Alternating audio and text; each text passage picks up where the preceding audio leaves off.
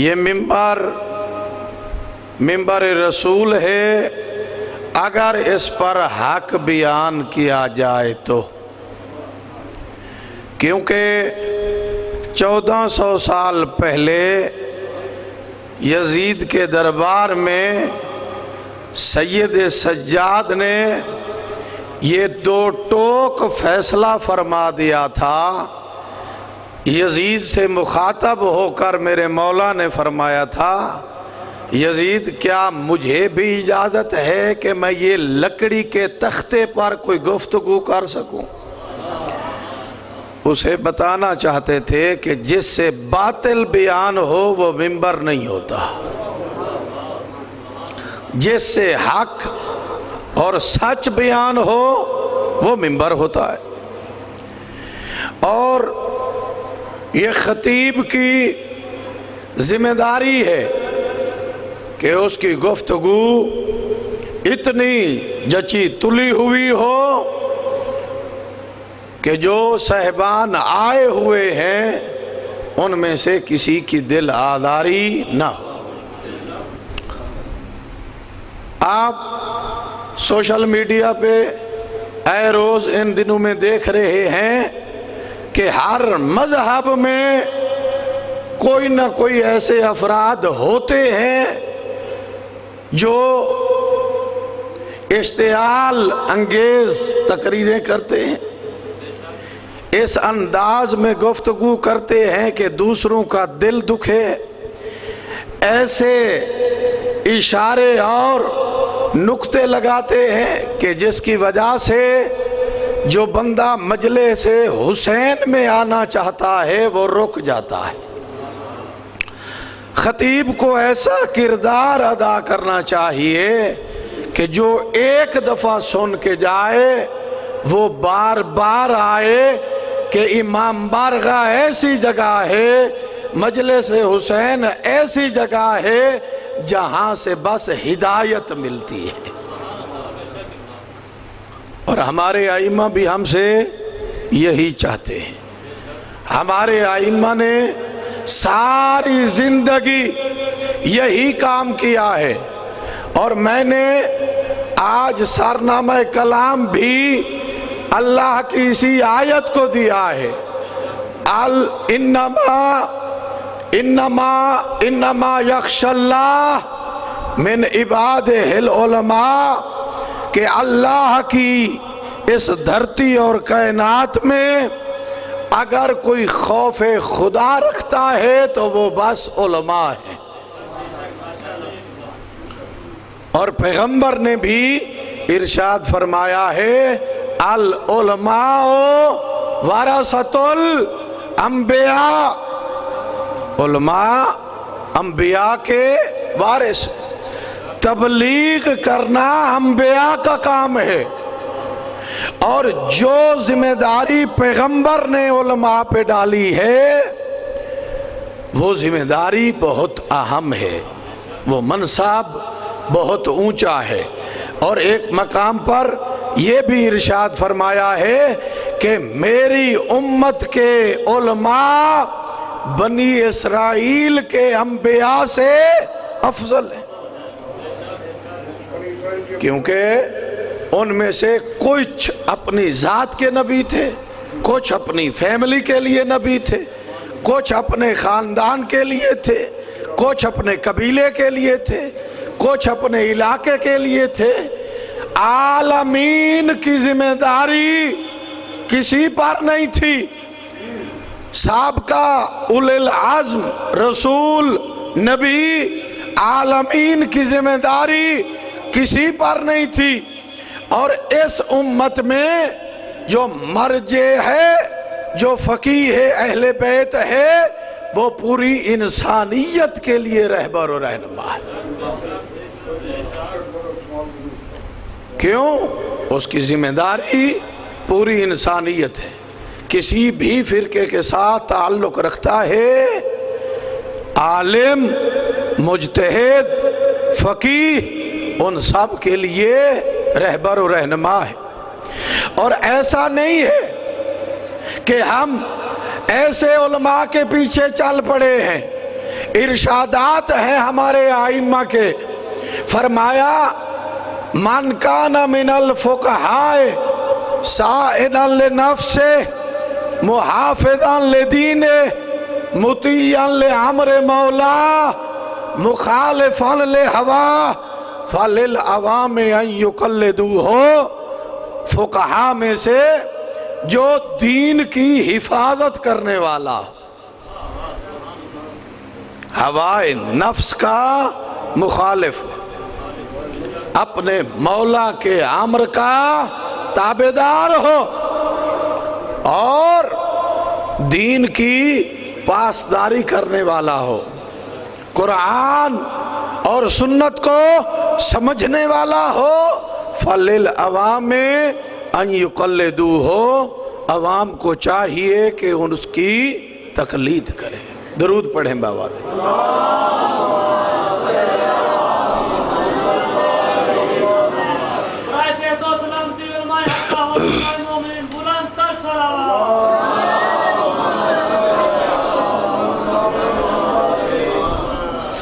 ہمارے ائمہ نے اپنی زندگی میں بھی اس غیبت کے زمانے کے لیے انتظام کرنا شروع فرما دیا تھا۔ 5ویں امام سے لے کر 11ویں امام تک ہر امام نے اپنے نمائندے بنائے ہیں، انہیں دین سمجھایا ہے، انہیں روح اسلام سکھایا ہے، انہیں ذوق اسلام سے واقف کیا ہے اور مختلف علاقوں میں بھیجا ہے کہ وہاں پر جا کر ہمارا دین بیان کرو، ہماری اہل بیت کی عظمت بیان کرو، لوگوں کو تقوی و پرہیزگاری بتاؤ، لوگوں کو وضو بتاؤ، لوگوں کو نماز بتاؤ، لوگوں کو احکام شریعہ بیان کرو۔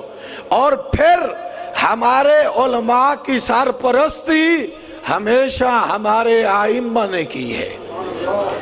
اس غیبت کے زمانے میں بھی ہمارے علماء کی رہنمائی حضرت حجت فرماتے رہے ہیں، چونکہ میرے مولا کا فرمان ہے جس طرح سورج بادلوں کے پیچھے چھپ کر پھر بھی تمہیں فائدہ پہنچاتا ہے، میں بھی پردہ غیبت میں رہ کر تمہیں فیض پہنچاتا ہوں۔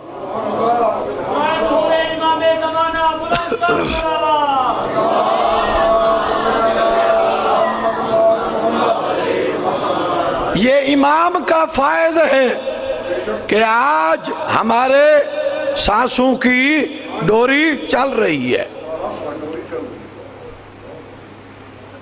آپ علماء سے، فقہاء سے، خطباء سے یہ حدیث متعدد بار سن چکے ہیں کہ لولاک لما خلقت الافلاک، میرا محمد اگر تو نہ ہوتا تو ہم یہ زمین و آسمان، چاند ستارے، یہ کوئی شے خالق نہ کرتے۔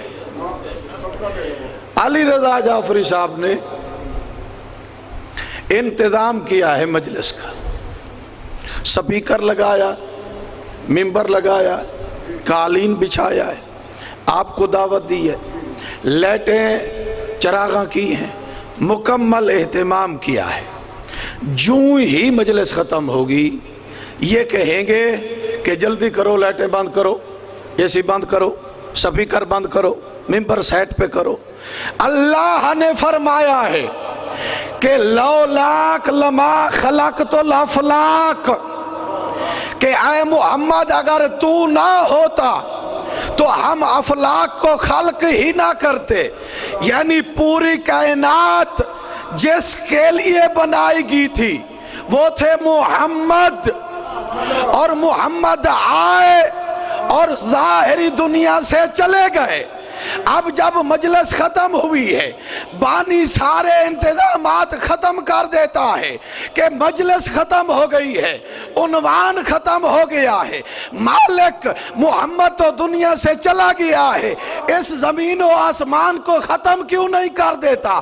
تو اللہ کی طرف سے جواب آیا ہے وہ پہلا محمد تھا، ابھی آخری محمد باقی۔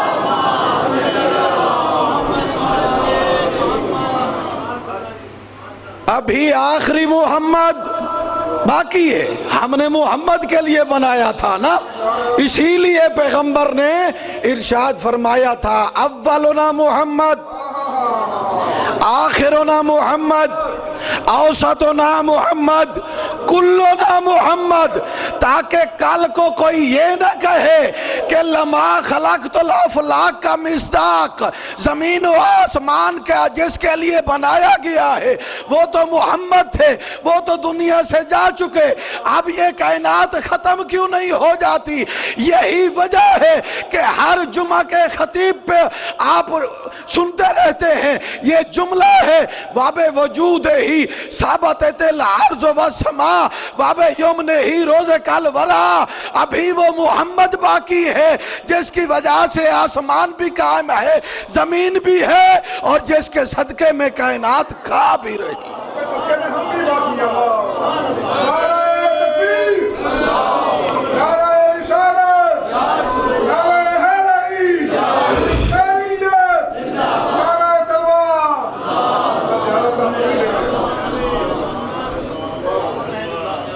یہ کائنات حضرت حجت کے صدقے میں آج قائم ہے.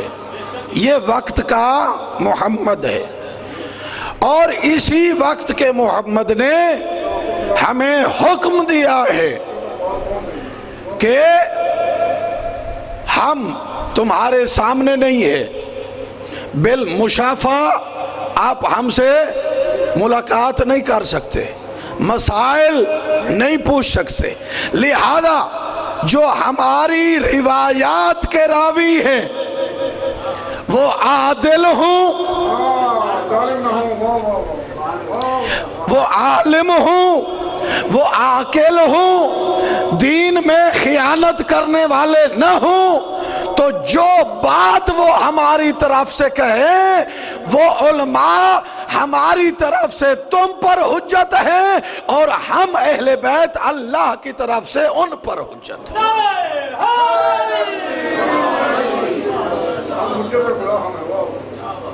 حجت خدا نے ان علماء کو اپنی طرف سے ہمارے لیے حجت قرار دیا ہے, اور فرمایا ہے جہاں کہیں بھی امام زمانہ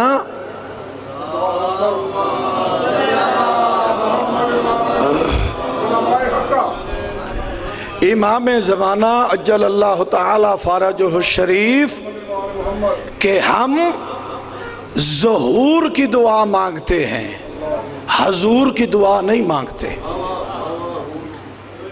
میں نے جملہ کہہ دیا ہے, ہم مولا کے ظہور کی دعا مانگتے ہیں کہ ظاہر ہو جائیں, ہماری آنکھوں پہ جو حجاب ہے وہ ہٹے تو نظر آئیں. ہم ظہور کی دعا مانگتے ہیں, حضور کی دعا نہیں مانگتے. حاضر ہے امام, ظاہر نہیں ہے, حاضر ہے.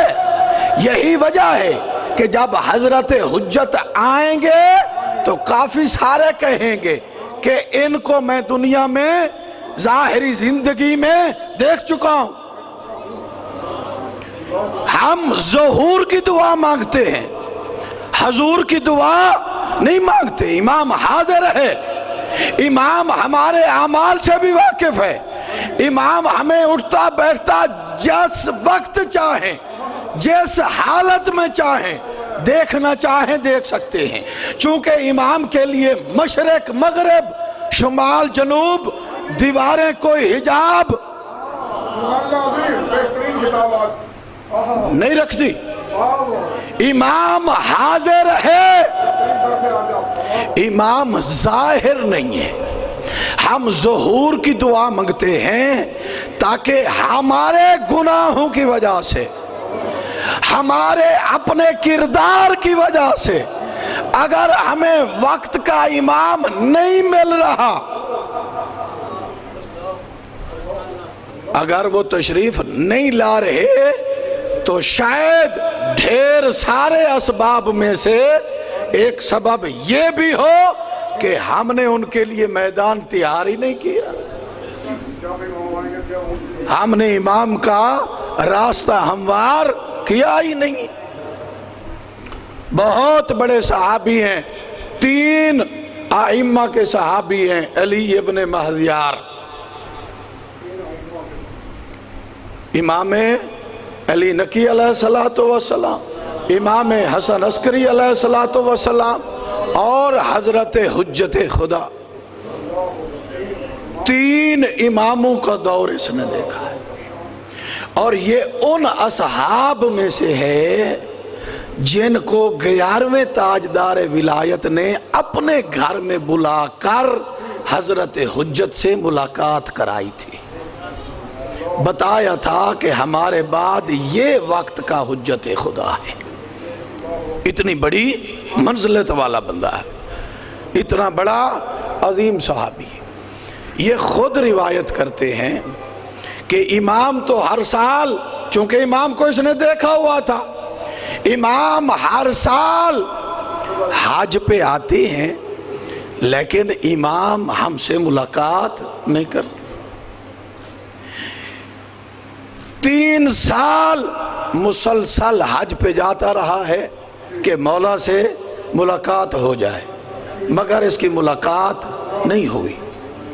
4تھے سال اس نے اتنا اپنے آپ پر جبر کیا ہے کہ سارا دن روزہ رکھنا، ساری رات یا رات کا ڈھیر سارا حصہ عبادت خدا میں گزارنا اور زارو قطار رونا کہ میں نے تو مولا کو دیکھا ہوا ہے، مولا مجھ سے بھی ملاقات نہیں کرتے۔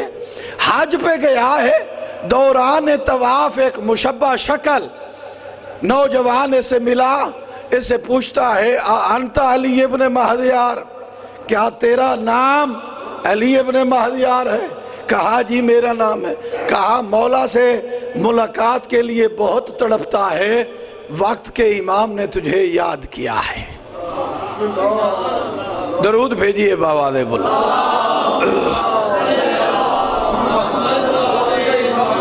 وقت کے امام نے تجھے یاد کیا ہے، بے چین تھا، کہا کہاں ہے میرے مولا، ملنا چاہتا ہوں۔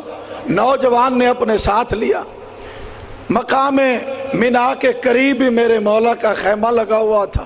یہ جب خیمے کے قریب پہنچا ہے تو اس کا جسم پسینے سے شرابور تھا، بدن میں کپ کپی تھی کہ امام کے سامنے جاؤں کہیں ایسا نہ ہو کہ مولا دھتکار دے۔ جب مولا کی خدمت میں پہنچا ہے تو مولا نے 2 جملے ارشاد فرمائے ہیں۔ کہا علی ابن مہدیار تجھے پتہ ہے کہ ہم نے تجھے اپنی زیارت کا شرف کیوں عطا کیا ہے؟ کہا مولا نہیں جانتا، یہ آپ کی ہی شفقت ہے، یہ آپ کی ہی کرم نوازی ہے کہ آپ نے شرف زیارت، شرف ملاقات بخشا۔ مولا نے فرمایا علی ابن مہدیار یاد رکھ، میں ہر مومن کی دعا کو سنتا بھی ہوں، اللہ کی بارگاہ میں سفارش بھی کرتا ہوں، تمہارے یقین اور اعتماد کی کمی ہے۔ اگر تم چاہو تو ہر وقت مجھ سے بات کر سکتے ہو، تمہارے اندر یقین نہیں ہے، تمہارے اندر اطمینان نہیں ہے، 2 کام ہمیشہ کرو، ایک قرآن کی مخالفت نہ کرو، دوسرا حرام نہ کھاؤ، میں حضرت حجت تمہارے لیے دعا گو۔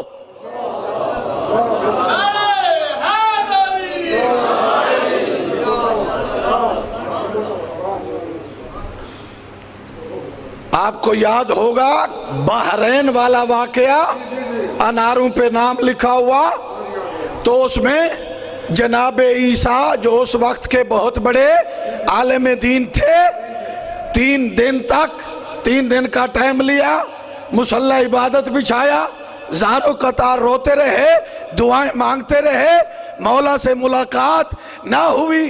3 دن آخری ٹائم، اب پریشان ہے کہ پورے بحرین میں سے مجھے چنا گیا تھا، اور میں سب سے زیادہ پرہیزگار بھی تھا، متقی بھی تھا، سب نے مجھ پر اعتماد کیا ہے۔ اب اگر میں اٹھا اور انہوں نے کہا کہ مولا تو سے نہیں ملے تو رہی کئی عزت بھی چلی جائے گی، اور مذہب جعفریہ ساری عزت دو پہ لگی ہوئی ہے۔ آخری لمحات میں امام سے ملاقات ہوئی اور اس کا پہلا سوال یہ تھا کہ مولا آپ نے اتنی دیر کر دی ہے، 3 دن ہو گئے ہیں میں بیٹھا ہوں، زارو قطار رو رہا ہوں۔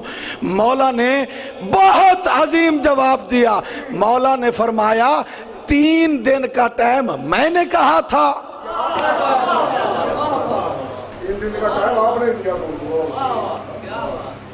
یہ تمہیں یقین نہیں تھا، تم نے 3 دن مانگے ہیں۔ اگر تم کہتے کہ گھنٹے بعد جواب دیتے تو اس وقت بھی میں تجھے جواب دے دیتا، تمہارے ذہنوں میں جواب ڈال دیتا کہ اس سوال کا جواب کیا ہے۔ یہ تمہارے یقین کی کمی ہے۔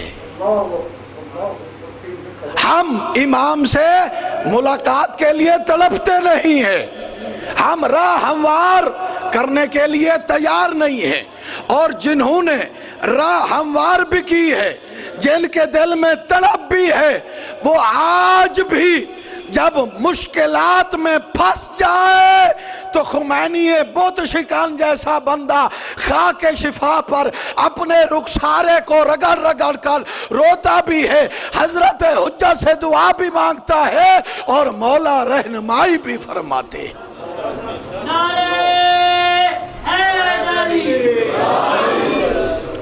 ہمارے علماء 1400 سال کی ہسٹری اٹھا کر دیکھیں کہ جنہیں میرے مولا نے بڑے بڑے لقب عطا فرمائے، کسی کو ارشاد فرمایا ہے انت اخ صدوق، تو ہمارا سچا بھائی ہے۔ کسی کو کہا ہے انت مفید للامہ، شیخ تو پوری امت کے لیے فائدہ مند ہے۔ یہ شیخ مفید ہیں، خواب میں دیکھتے ہیں کہ بنت پیغمبر اپنے ساتھ 2 بچوں کو لے کر آئی ہے اور آ کر کے کہا ہے یہ میرے حسن و حسین ہیں۔ شیخ مفید کہتے ہیں میں کانپتے ہوئے اٹھ بیٹھا کہ مجھ سے کوئی جسارت ہو گئی ہے، میں کوئی گستاخی کر بیٹھا ہوں، مجھ سے کیا ایسا گناہ ہوا ہے کہ بی بی نے کہا ہے کہ حسن و حسین کو۔ نماز تہجد سے فارغ ہوئے، صبح کی نماز ادا کی، تعقیبات نماز سے فارغ ہوئے تو ایک سیدادی اپنے ساتھ سید رضی اور سید مرتضیٰ کو طالب علم بنا کے لے آتی ہے کہ ان کو تعلیم دے، اور یہ دونوں شہزادے ایسے ہیں، یہ دونوں ہمارے مذہب کے وہ بنیادی بندے ہیں کہ جن کی زندگی میں مستحب بھی ترک نہیں ہے، کبھی مکروہ کو بھی انجام نہیں دیا۔ سید رضی علیہ رحمہ جنہوں نے نہج البلاغہ لکھی ہے، یہ روایت کرتے ہیں کہ میں نے ایک دن اپنے استاد محترم شیخ مفید کو دیکھا کہ شیخ مفید کے پاس چند سوالات آئے، شیخ مفید نے کچھ سوالوں کے جواب لائبریری سے ڈھونڈے، کچھ سوالوں کے جواب نہ ملے میرے استاد محترم کو، رات کا وقت تھا، نماز تہجد کے قریب کا وقت تھا، مولا امیر المومنین کی ذریعہ اقدس نجف اشرف میں بند تھی، میرے استاد اپنے حوضہ علمیہ سے نکلے، مولا کی ذریعہ کی طرف گئے، کوئی دربان نہیں تھا، کوئی دروازے پر موجود نہیں تھا، میرے استاد محترم نے وہاں پر کہا ہے السلام علیکہ یا سید الوصیین، السلام علیکہ یا امیر المؤمنین۔ یہ کہنا تھا کہ دروازہ ذریعہ خود بخود کھل گیا۔ استاد محترم داخل ہوئے، کہا مولا یہ سوال لے کر آیا۔ یہ وہ ہستیاں تھیں جنہیں مرکز امیر المومنین سے جواب آتا تھا، یہ اتنے عظیم تھے۔ کہا یہ سوال ہے، جواب لینے آیا ہوں۔ امیر المومنین نے ارشاد فرمایا کہ تیرا 12واں امام اس وقت مسجد حنانہ میں زیارت عاشور پڑھ رہا ہے، جا اپنے وقت کے امام کی زیارت بھی کر لے اور سوالوں کے جواب بھی لے۔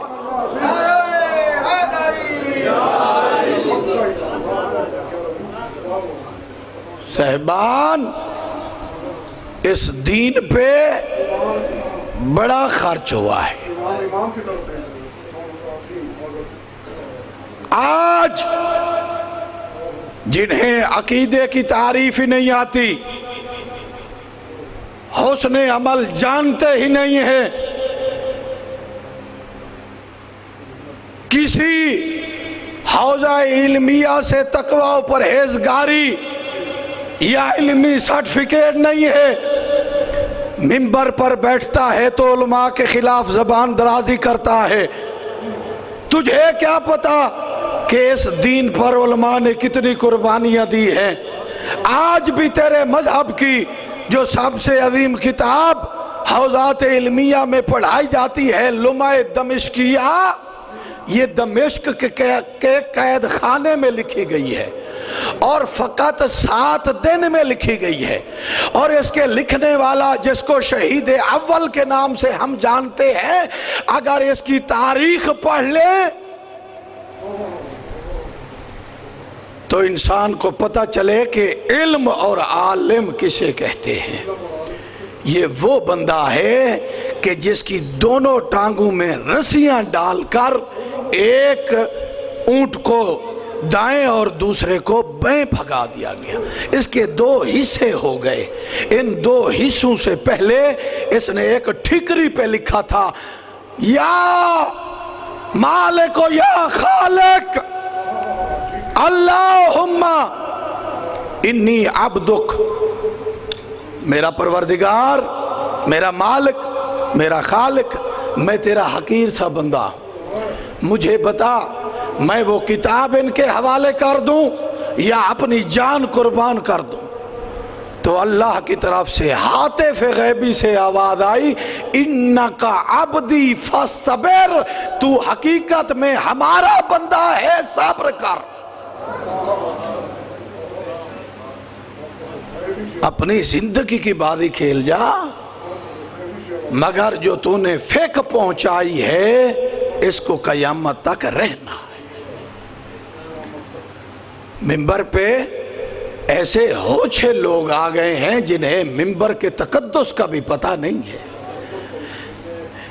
ایسے غیر تربیت یافتہ آ گئے ہیں جو علماء کے خلاف پروپیگنڈا کرتے ہیں، مراجع وقت کے خلاف زبان درازی کرتے ہیں۔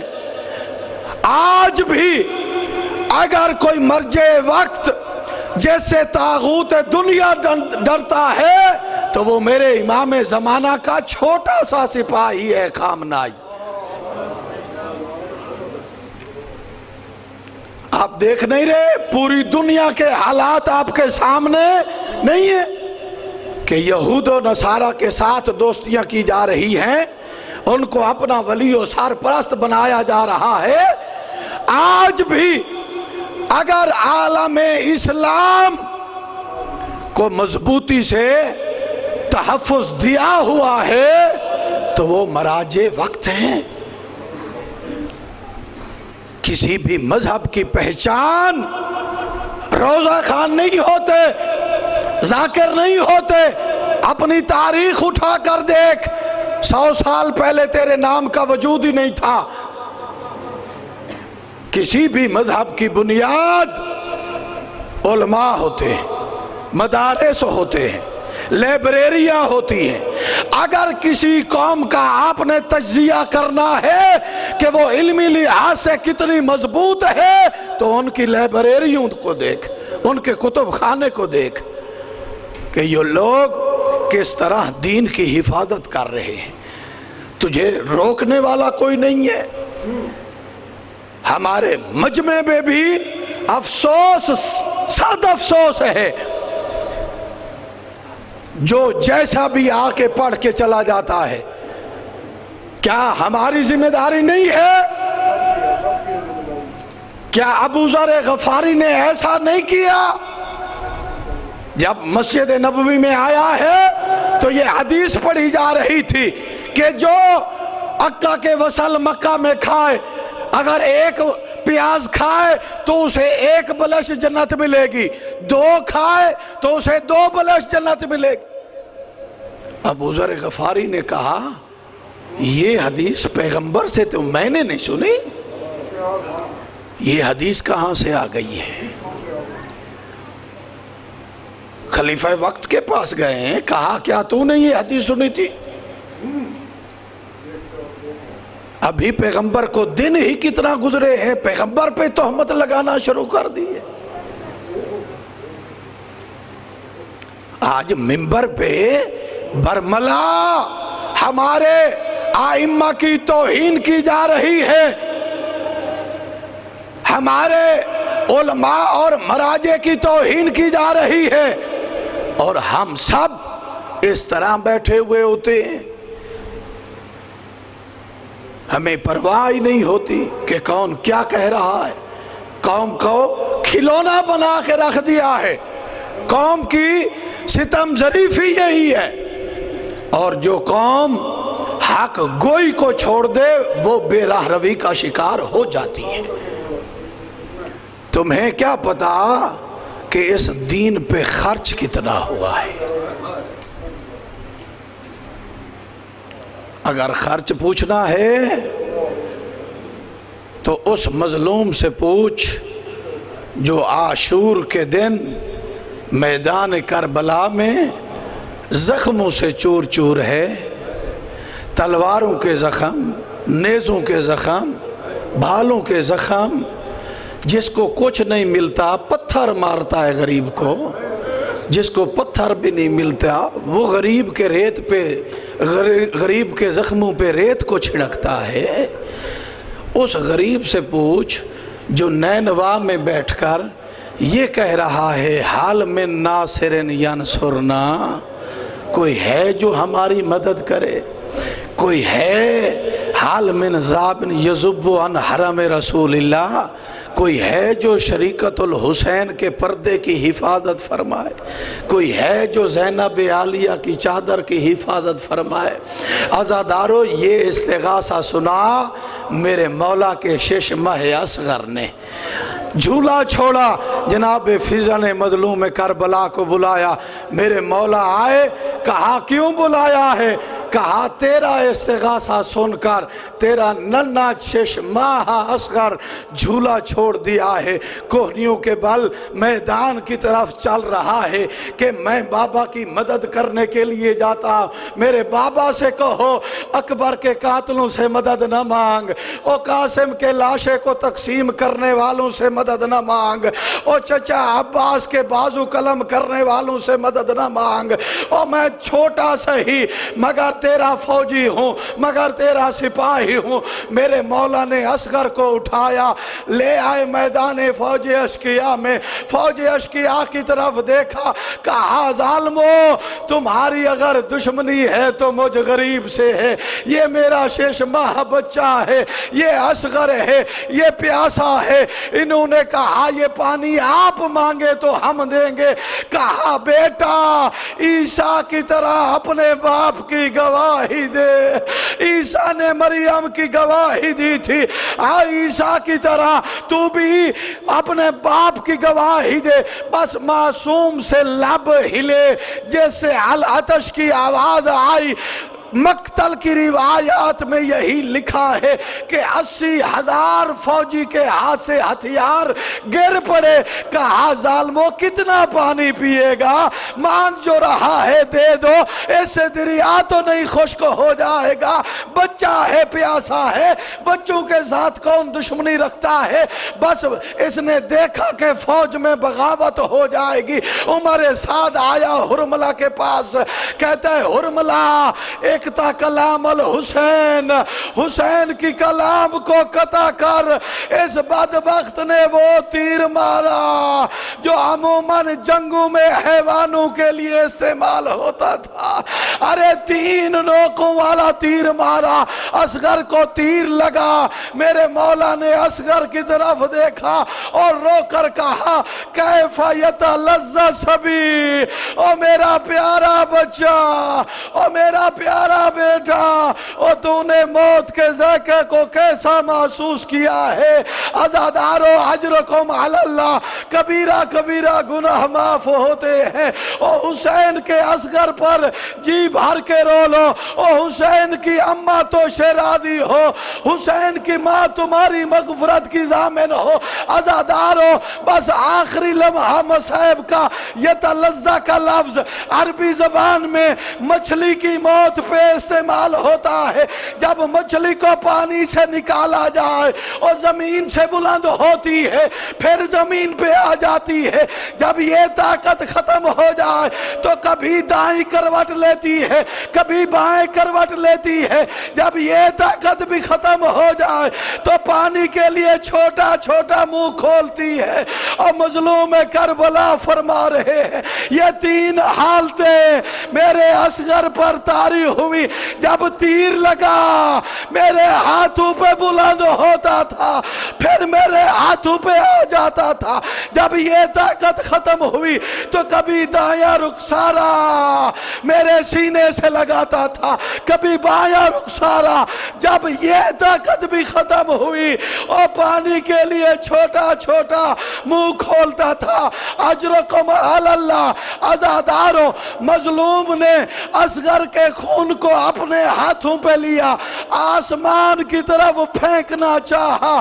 آسمان سے آواز آئی او زہرا کا لال، او ششمہ معصوم کا خون ہماری طرف نہ پھینکنا نہیں تو قیامت تک بارش نہیں آئے گی.